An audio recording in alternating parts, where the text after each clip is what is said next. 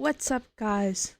It's your bear, and welcome to my first ever official short review of something that I watched, and that is Velma Season 1, my ultimate project, as I have finally finished watching it, and it was painful. It is bad. It is shit.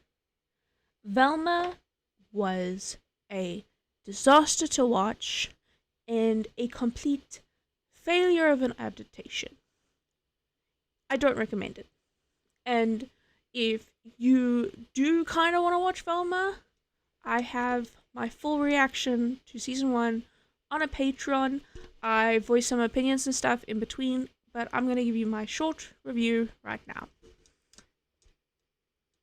Not worth a single cent that went into it, which is a complete shame because there is something within the Velma show that could have had great potential.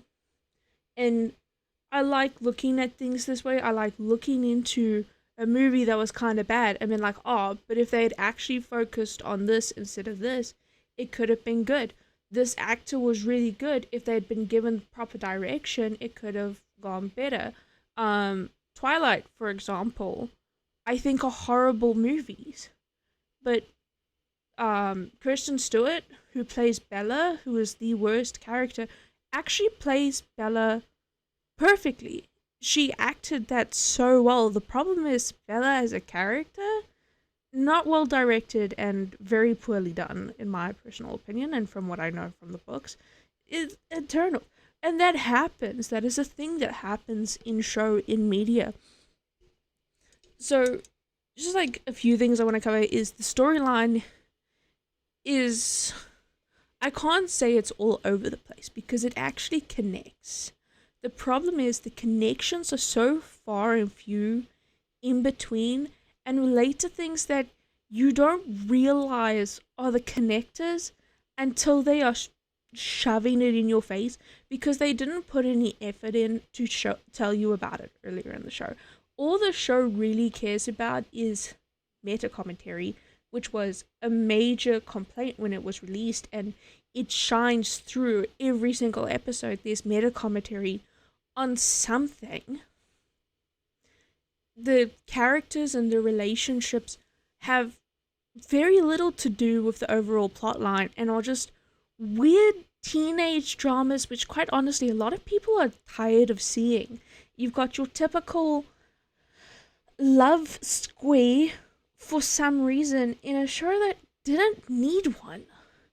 And don't get me started on the love square in the show because it's completely stupid. The overall story of the show is there is a murderer on the loose and he is harvesting people's brains. So we have our first 3 victims and then it kind of like ramps up from there, and Velma kind of investigates the story.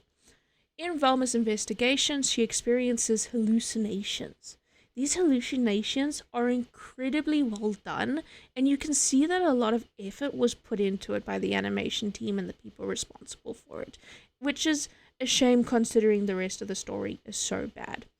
Overall, we learned that these murders and these brain harvestings leak back to Velma's mother's disappearance a couple years ago. Since Velma's mom disappeared, she turned into an even bigger insufferable bitch, which she was one to begin with. Velma fights the kind of confliction, was my mom kidnapped or did she just leave us? We see Velma sees it as her mother was kidnapped. Other people believe she just left. Turns out she was kidnapped. And seeing the two stories, investigations overlap each other, it's there. It's a thing that happens and could have been very well done, as her mom is used as the cover-up for the murders that have happened. And we get the ultimate twist villain, which, spoiler alert, is Fred's mother because she's disappointed in Fred. That's kind of like the overall arcing story, I don't want to say they come in and they save the day because, uh, I mean, that's kind of what happens, but the saving of the day is purely coincidental. It is not a case of, oh, they figured it out and they actually solved a mystery. It was circumstances and chance that had everyone line up in a place that they needed to be. And looking at it, the only person who I'm I'm I'm trying to think of how to say this. The only person who really didn't need to be at that place and time is Norval. And it's because Norval has this dying love for Velma that pushes him to do things for her. Now, our leading characters are Fred, Velma, Daphne, Norval, and the new addition, Gigi, who kinda, but not kinda, fills in the spot of Scooby-Doo in a way. Just a 411, Scooby-Doo does not exist in this show, and that is because Warner Brothers did not want to hand over the rights of Scooby-Doo the character to an adult version of TV, which I am completely and utterly okay with, considering the butcherization that Mindy Kaling proceeded to make of this show. Going into the characters, and I will do a proper video on all the characters and like analyze things, but none of the characters actually felt like them. I think Norval, there are a few things that shine through that made me think, okay, yeah, this is Shaggy, but they go out of their way to say this is not your Scooby-Doo team. Daphne is probably the most interesting character in the entire show, and Fred is assassinated. They do everything they can to insult and dehumanize his character, and it is so wrong and it is uncomfortable to watch. And Velma is disgusting. Honest to God, I don't think I've witnessed a more disgusting character than Velma. And I don't like Rick from Rick and Morty. So that says a lot. Velma is a clear one-to-one self-insert for Mindy Kaling. She doesn't hold up any of the previous iterations of Velma's characteristics, which I'm okay with you kind of revamping the character to bring in a new origin story. It makes sense. She can still grow into the Velma we know. But you made her such an appalling character. At no point in the show do you actually root for Velma. You reach points where you want her to get hurt. Like, they threaten to hit her with a car, and you sit there and you go, hit her with a car. Because she feels like she's disturbed. They show her as a gaslighting, manipulative person who doesn't respect other people. She doesn't respect the things she has in her life, and she will use everyone in her path to get what she wants. There is no redemption. Don't think this is a character that's going to be redeemed by me. There is none of it. In fact, in the last episode, Velma twerks with a grin over Fred's dead mother's body. She twerks over Fred's mother's dead body. I wish that line was not coming out of my mouth, but that's where they went. Gigi is an interesting character who kinda, for a while, put a divide in between Velma to create some tension, which did not last very long, because going back to this stupid love story for ways, they decided every single character in the main Scooby gang is going to, for some reason, end up being in love with Velma. Now, we've seen the typical Fred and Daphne dynamic. We've seen it hinted at. We've seen it happened. We've seen the back and forth as everything goes along, which is okay. And we were also introduced to a little bit of Velma and Daphne, which is also okay. It's great to start exploring these prideful options because this is real life and that happens.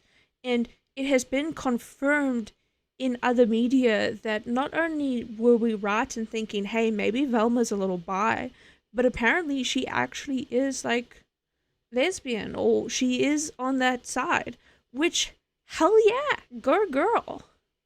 Um, and that's great, but it is so used as, and pardon how I explain this, LGBTQ bait. We are going to introduce these two characters who people have shipped in a long time, and we're going to use it as a way to bait in the audience. And they don't create a good dynamic. In fact, the relationship that they propose that would be Velma and Daphne would be very toxic and unhealthy and not something you should be letting people see, especially considering that a young person in questioning could watch this and not realize how bad of a dynamic that could be. And that goes for almost every single relationship in the show except for one, which I will get to in a moment. And it is dangerous. Fred goes from being Daphne's boyfriend to having a major crush on Velma, in which case he's willing to do everything for Velma and change how he is for Velma. And he kind of wakes up and he starts to see the different types of beauty, which is great. And then they completely shatter it by making him a Velma simp, which they had already done to Norval, who is obsessed with Velma as they portray it. Norval gets a girlfriend within Gigi after something happens, and that kind of throws in the tear between Norval and Velma, because the relationship was so toxic that people had to like step in, but they still persisted on making him head over heels in love with Velma, and then Daphne was head over heels in love with Velma, and then Fred. Let me remind you, the show was supposed to be about a bunch of murders and an investigation team finding murders, and a good chunk of it goes towards these completely irrelevant ships that people didn't actually want to see. And even if we did want to see it, this is not how we wanted to see it. Going into some good aspects about the show, which OMG they exist, they do exist. I will play you a few clips of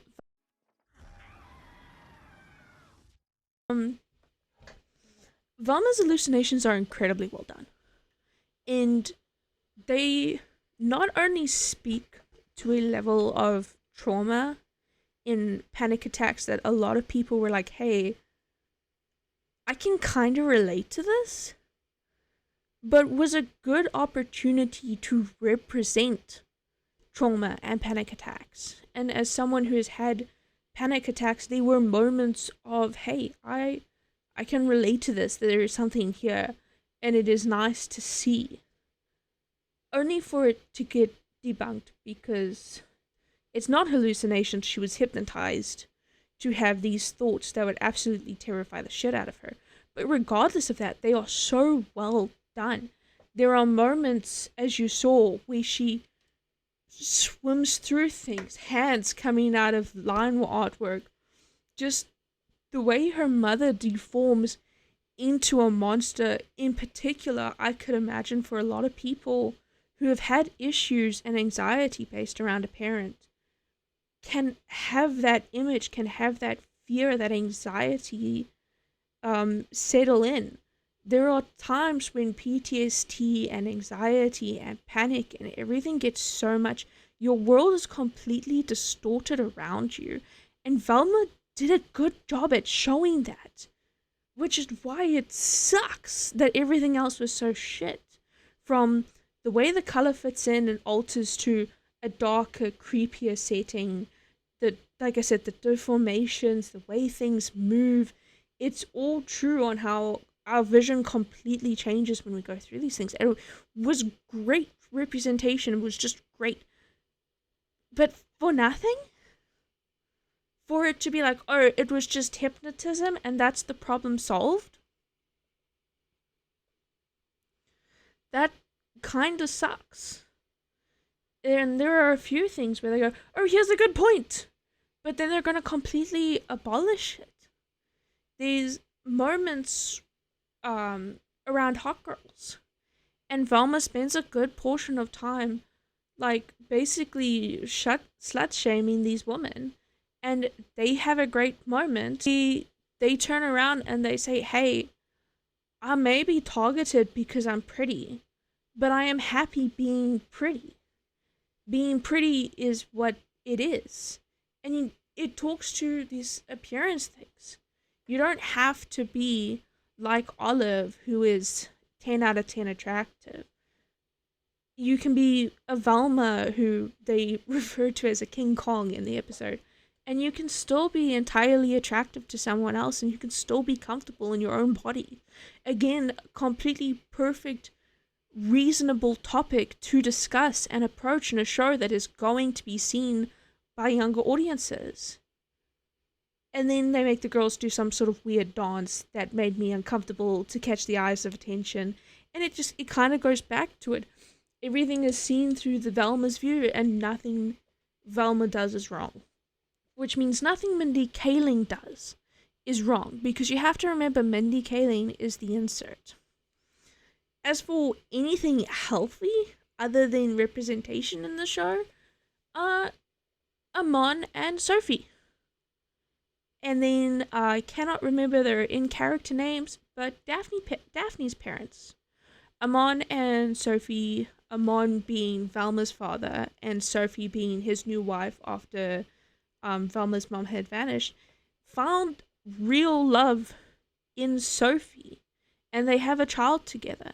And you see through the show how Sophie being in Amon's life has made him a happier person. They dump on Velma heavily, and he makes it clear I was not happy with my relationship with your mom, and he was not happy with Velma.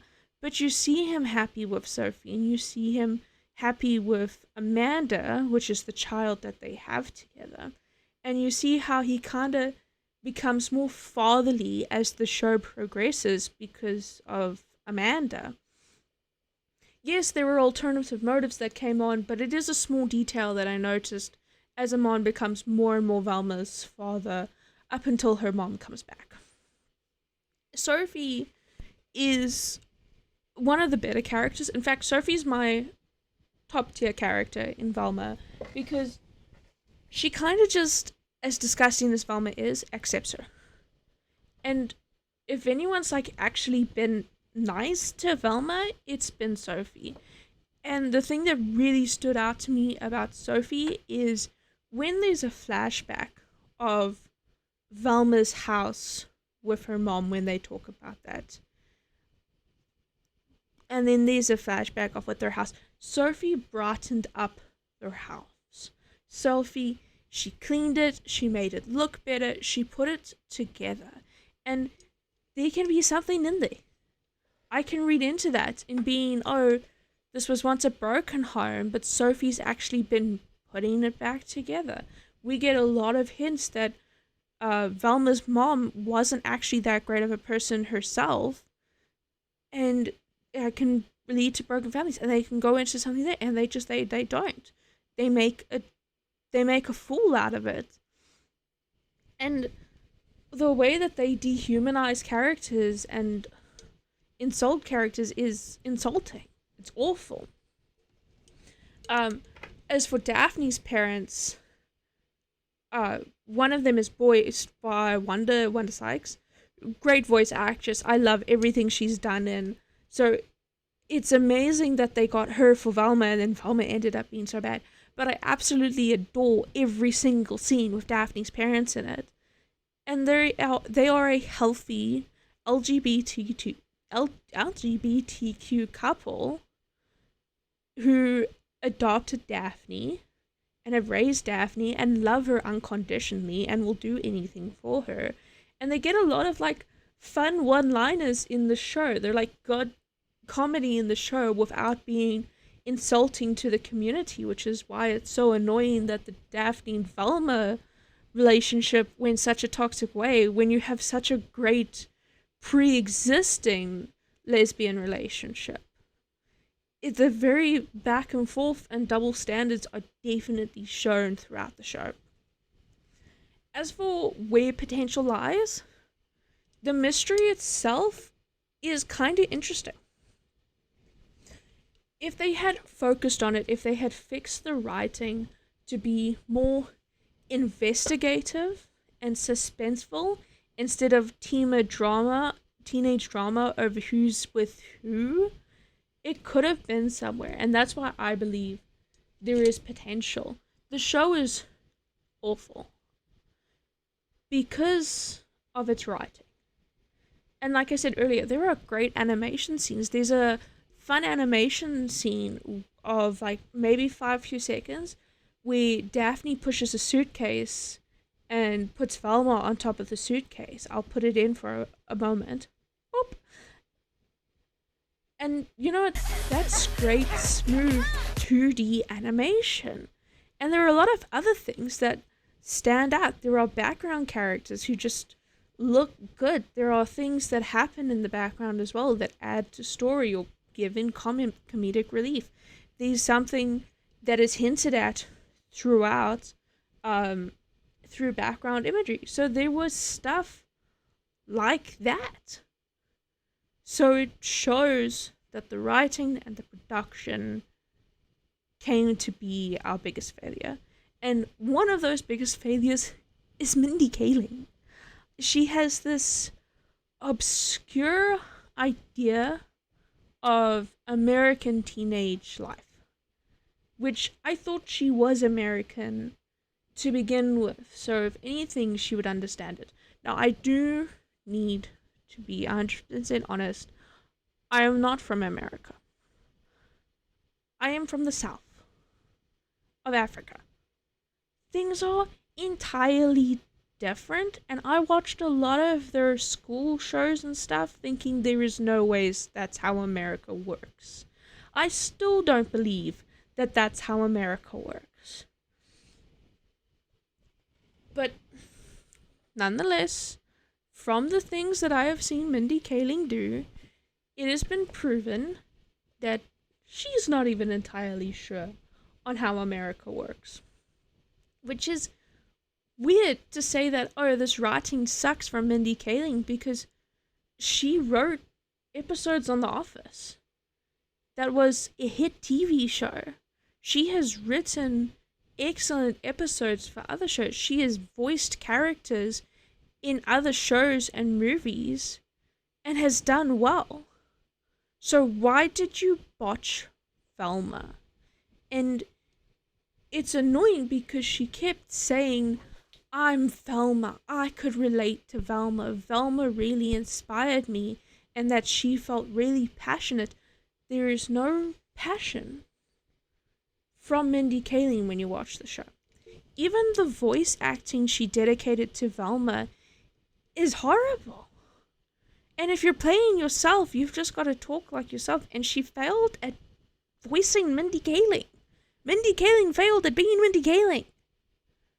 What went wrong? Were you dealing with your lawsuit from accidentally kissing the younger co-star without his consent? Oops.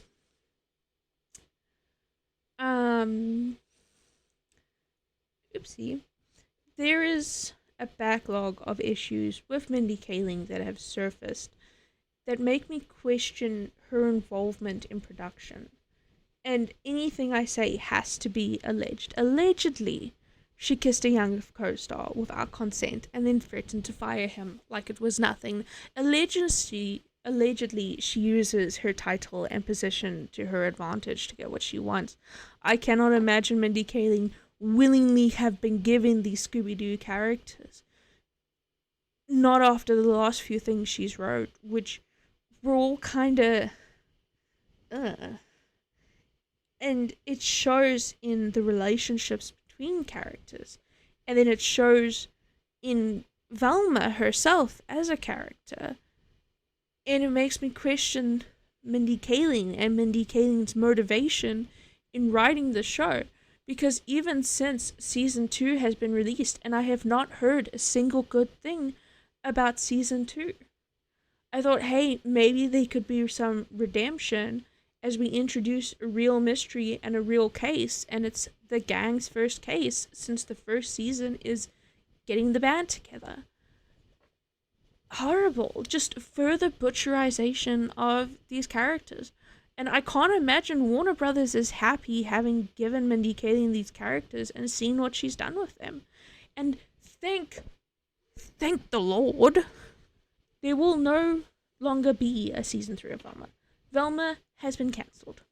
It did not turn in a soft profit, and most of its views when it was released was from hate watchers and people like me who wanted to review the show. I am late to the cause, but nonetheless, I am here. Velma had potential. If they had stuck to the murders, if they had stuck to the brain harvesting, Velma's mother going missing, Velma having tracing back her mother's steps, Daphne and Daphne's storyline, which is the best part of Velma in my opinion, other than Amon and Sophie. Sorry, I've just seen my cat in the background. Daphne has the most interesting character. So there's something there, and it honestly feels like the story got scrapped and pulled apart so that they could put in their meta commentary, their woke jokes, and all of that stuff. That's about it. That's like a little synopsis, a little what happens, everything that's important. Fred goes to jail for a little bit because he initially gets framed for the murders, and then they kind of make a joke about it. They make a lot of jokes towards the original shows and movies. Hang on. And you don't feel the love when you put it in. I could probably put together a little video on the small little Easter eggs that lead us back to the original context of Scooby-Doo. I don't recommend it. I wish I could give it a negative. It's gonna get a negative. It's over negative 9,000. In bad scale.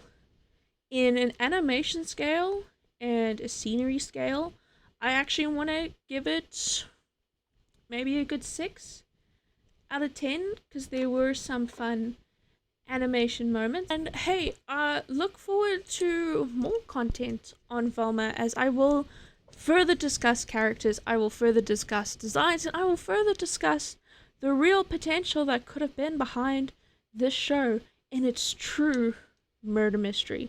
But until then, thank you guys so much for watching. Just a reminder to hit like, hit subscribe. That's not where they sit in the video.